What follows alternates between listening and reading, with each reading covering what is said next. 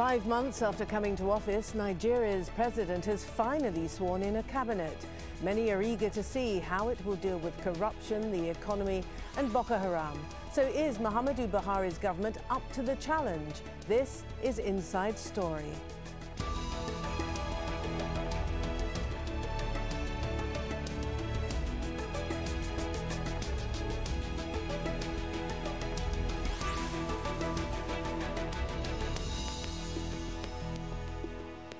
Hello and welcome to the programme. I'm Martine Dennis. For 5 months now, Nigerians have waited, but now they should have a complete government. President Muhammadu Buhari swore in his cabinet of 36 ministers on Wednesday, bringing hope that the government can start tackling the many problems facing Nigeria, including a weak economy, widespread corruption and security concerns brought on largely by Boko Haram. Now, President Buhari has said he'll take on the oil minister's job himself, and the situation has many wondering if it took almost half a year to get this far. Will President Buhari and his new cabinet be able to resolve Nigeria's economic, defence and energy problems before they get worse? We'll get to our discussion in just a little while, but first, here's Yvonne Ndegi, who's setting up the story for us from Abuja. Well, Nigerians have waited nearly 6 months for President Muhammadu Buhari to identify ministers and swear them in. Now, key amongst the criticisms is the poor representation of women amongst ministers who have been sworn in. Only 4 out of 36 are women, when, of course, women make up more than 50% of the population. There's also been criticism about the age range, the average age of the new ministers, which reports say is around 57, when everybody knows that tens of millions of young people between the ages of 18 to 30 voted for Muhammadu Buhari. And there has been some criticism of the fact that that age range isn't represented in those who have been sworn in as new ministers. But one of the most serious criticism is the fact that there are a couple of new ministers who were associates, former associates of the past administration and former members of the old ruling party, the People's Democratic Party of President Goodluck Jonathan. Now, supporters of the president say, look, it's not about whether women are represented fairly, whether the age of the ministers is younger. It's all about having the right competencies, having the right skills, and that it's taken President Buhari this amount of time because he was looking for people who were professional, who were people of integrity with no corruption background or no kind of cases of corruption from the past in their professional lives. So now the hard work of governance begins. Nigerians are eager. They're anticipating these ministers and hoping that they will be able to spring into action very quickly to start tackling some of the major issues facing the country. Well, let's have a look at some of those problems then. Even though it's Africa's largest, Nigeria's economy is in real distress. 110 million people live in extreme poverty and 80% of its young people are without a job. Nigeria is also the continent's largest producer of crude oil, but it imports most of the 40 million litres of fuel it consumes every day. And yet, people deal with fuel shortages on a daily basis. Frequent power cuts mean many are living without electricity in their homes, in their schools and their businesses.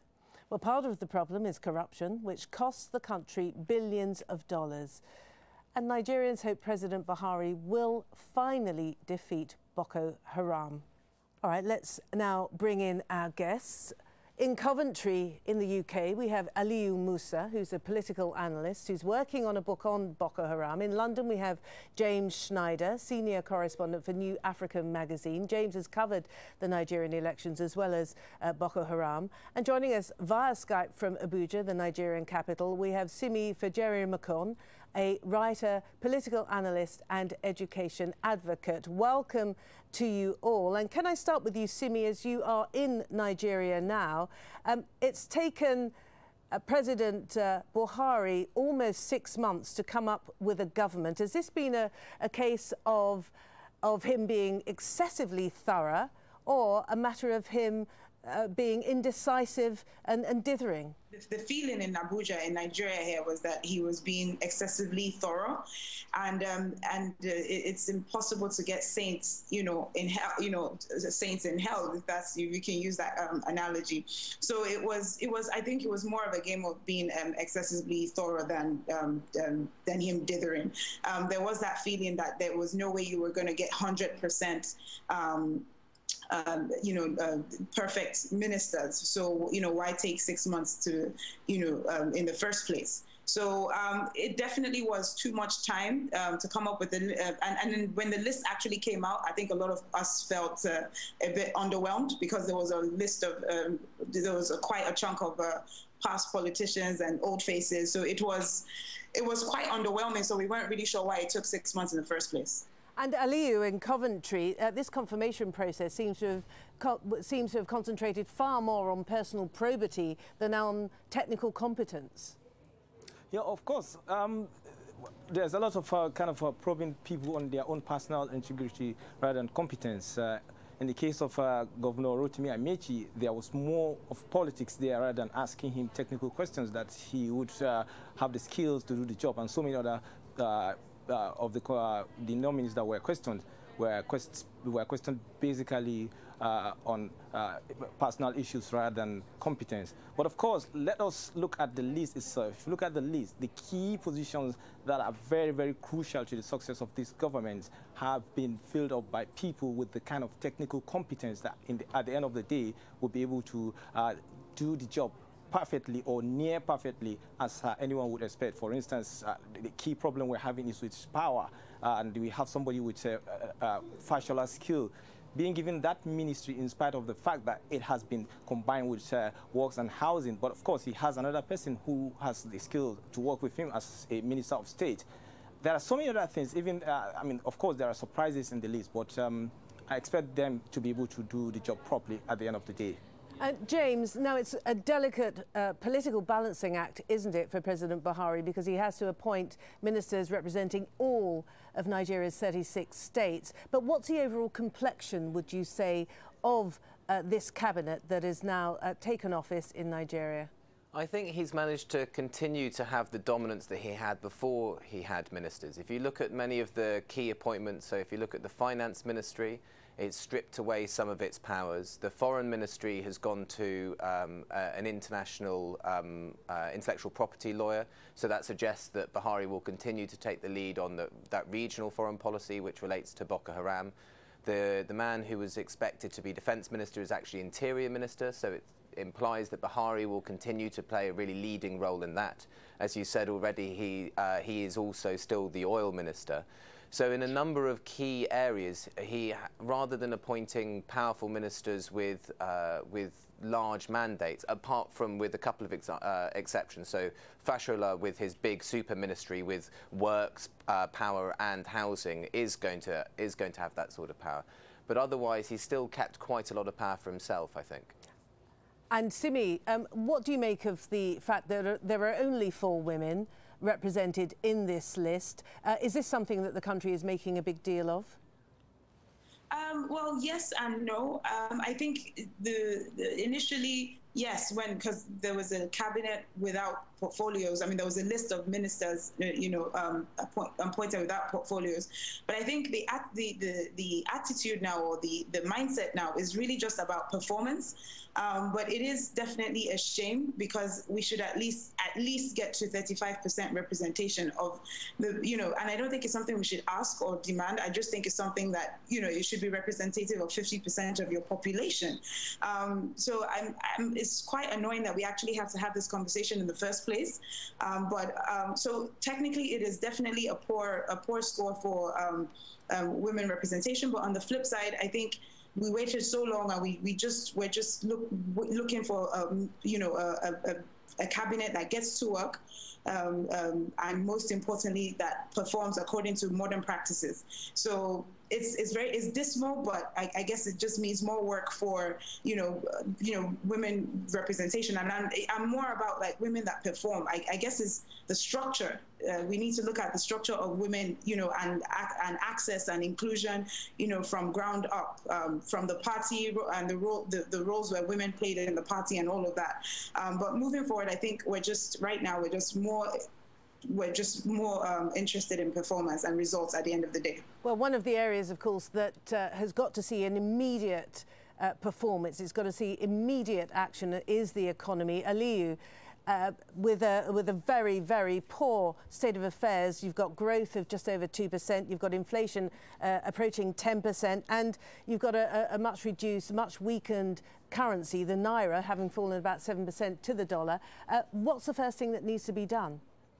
Well, I think the president got it right by recruiting the right person to handle the finance ministry, which is going to play a pivotal role in revamping the economy, because everything revolves around finance. And the fact that she has got international experience and could draw in international investors means that she could get the job done. Of course, there is also the petroleum ministry, which, of course, we are aware of the fact that the price of petrol is falling down to the point that it's affecting Nigeria's income severely. But then having the right person to do the job, like the group general manager of Nigerian National Petroleum Corporation, NNPC, Ibe Kajiku, as Minister of State, and the President himself as substantive Minister of Petroleum, means that we have a good team to work with there. So what the government needs to do now is to focus on foreign direct investment, bringing people that will invest in the economy, with Bazao doing the internal affairs or interior ministry job. It means we could create a peaceful environment that would draw in investors if we are able to effectively deal with the Boko Haram problem that is actually scaring people away from the country. So the best thing is to make sure that there is peace, and then we can draw in investors. And James, looking at a new government, as has been suggested, with some fairly competent technocrat types, is this the kind of government that will inspire confidence from the investment community? Can he stimulate FDI with what is presented?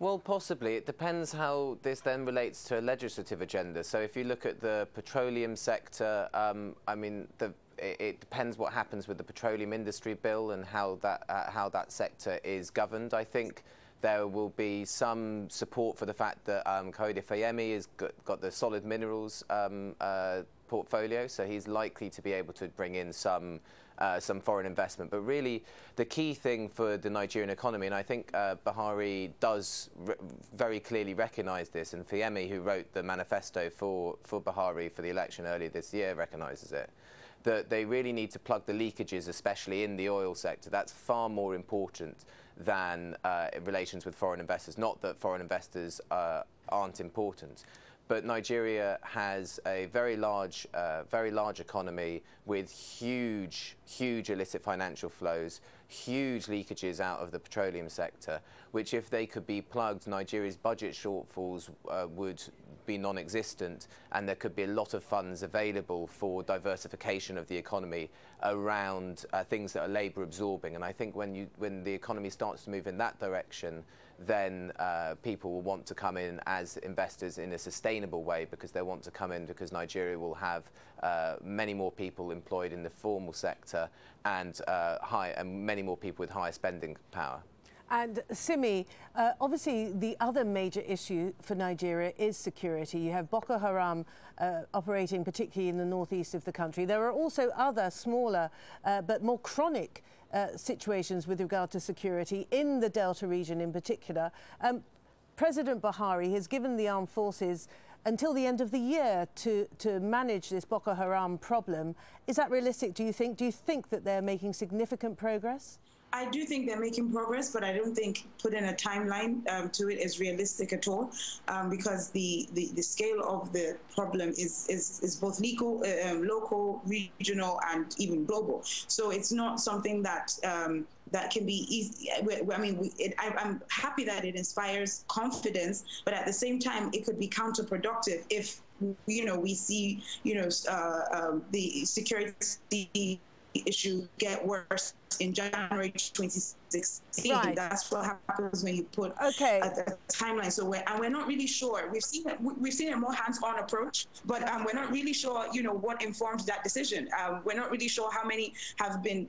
I mean, what are the defense reports, that are, coming out, so yes, you're seeing positive takeovers, in terms of land, but then you're seeing more sporadic attacks, which happened like a few weeks ago. We had a double attack even in, Abuja, in Kuje and Yanya. So it's a bit dicey. So I'm a bit worried about the timeline, but I'm confident overall that, it is a problem that that he will get a hold of. But I'm very wary of the timeline. Right, and can I just ask you about the Chibok girls? Of course, it was a national and international issue, wasn't it, shortly after they were abducted? Is that still a live issue, and are they emblematic of the fight against Boko Haram still? I mean, no, it is an issue that's very much alive. I mean, we have to give kudos here to civil society groups and the Bring Back Our Girls movement that has kept it on, 500 plus days in. So, I mean, the issue is still very much alive, and the president did host the group, the Bring Back Our Girls group, and did make promises that he will get back the girls. So these are things that are inspiring confidence, even though, as usual, you want them back right now. But I mean, we can only pray and, have more patience. But there's a bit more confidence than there was before. The major issue that we've seen is probably in communications, because I don't think this administration has been great in communicating what it's doing and its successes. I don't think it's doing that enough, because it would probably inspire more confidence in the people and also help with the security situation on ground. Okay. Now, Aliyu, it must be remembered, mustn't it, that Nigeria is a vast country with many different ethnic groups, and managing that diversity is a major challenge for anyone, isn't it? Now, one of the problems that we've heard of just within recent days is that people in the southeast of the country don't seem to be particularly happy about the level of representation that they're being given on a federal level. Does this cabinet address this particular issue for the people, for the Igbos? Because, as I say, a couple of people, hundreds of people have been demonstrating over a particular issue, and this is something that really has to be dealt with, doesn't it? Well, I think as far as representation is concerned in this cabinet, this government, every state has been effectively represented, because the Constitution is very clear on that every state has to have a representation. So I think there is no basis for anyone to argue that they have not been represented. I know there were appointments in the past that were probably lopsided in such a way that the Igbos or the people in the southeast thought they were alienated in certain ways. But again, if you look at the the protests going on in the southeast today, it has nothing to do with representation. It has everything to do with people that supported an opposition, and because they have lost out in that power equation today, they feel, well, the only way we can have it is our own way, or we opt out of the federation, which I think is completely wrong. People lost out in the previous elections, and they still remain part of the federation. So the protests, if they really want to put in their protests, they should do it through the proper channel. The way they are doing it right now is not the right way, because the main cause of these demonstrations happening in the southeast of Nigeria is because of the incarceration of the leader of the Radio Biafra, Nnamdi Kanu, a man who has been carrying out campaign against the country, inciting people to violence. So I don't see any reason why the government should not follow the right judicial process to bring this man to book, well, if he has stayed. Okay, I'm sure people in the southeast would think very differently. However, I accept your point. James, can I just get on then back to the overall issue of the politics of the situation? Muhammadu Buhari was voted in with a huge amount of goodwill and enthusiasm. Does that remain with him today, and is that enough to sustain him as he now gets to grips with these very, very difficult issues? I think he still maintains a substantial portion of the political capital that he earned through his quite stunning victory earlier on this year. But it's undeniable that it has been a slow start. He has been very effective in two areas that have been really positive moves forward with corruption, with transparency within government ministries, with how ministry funds are stored with the central bank. He's had successes with his regional policy with respect to Boko Haram and getting together a regional force. But on other areas of the manifesto, especially domestic policy and economic policy, it has been slow. So he still has that broad political capital, that broad goodwill, especially after there were many people who were very frustrated, having held out reasonable hopes for the previous government, became very frustrated with it by the end. So he still has that capital, just he could have maybe not spent a little bit of it that he has already. And Simi, how long do you think the Nigerian people will give him? Do you think the people will allow him to continue at this fairly leisurely pace, some would say, with which he started his term? Or do you think Nigerians will become impatient quickly? Absolutely not. I believe they will become impatient by next year because I don't think he has the luxury of time. We must put into consideration that he has used over 10% of his time in office, and the fourth year of any presidency is not a year, is another election year. So basically, he has about 2.5 years. So and with the falling oil prices and the economic difficulty, I don't think people are going to early next year, Q1 next year, get really frustrated because at the end of the day, now you're really you're no longer in election mode. And that's another issue. Once you appoint your cabinet, and now that we have a cabinet with portfolios, it is official that the government is starting, is fully working now. So that patience of waiting, is just not going to be there.